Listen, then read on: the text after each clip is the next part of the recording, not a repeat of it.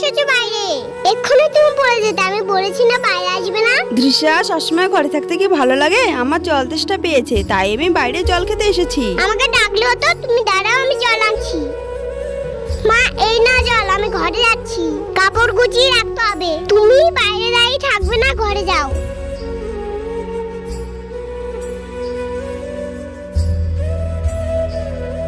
আজকে আমি দৃশ্যার জন্য রান্না করব। মেয়েটা প্রত্যেকদিন আমার জন্য রান্না করে, আমি তো মা, আমার খুব কষ্ট হয়। মা তুমি ভুলে গেছো, তুমি চোখে দেখতে পাও না? আমি জানি তুমি রান্না করতে যাচ্ছ, যদি কোনো বিপদ হয়ে যায় তখন কি হবে? এই বয়সে তুমি বন্ধুদের সাথে খেলবে, পড়াশোনা করবে, তা নয় আমার জন্য কষ্ট করেছো। আমার খুব ইচ্ছা করে তোমাকে রান্না করে খাওয়াতে। মা আমার কাউকে চাই না, তুমি আমার পাশে থেকো, তাহলেই হবে। আমি বড় হয়ে তোমাকে ডাক্তার দেখাবো, তোমার চোখ ঠিক হয়ে যাবে।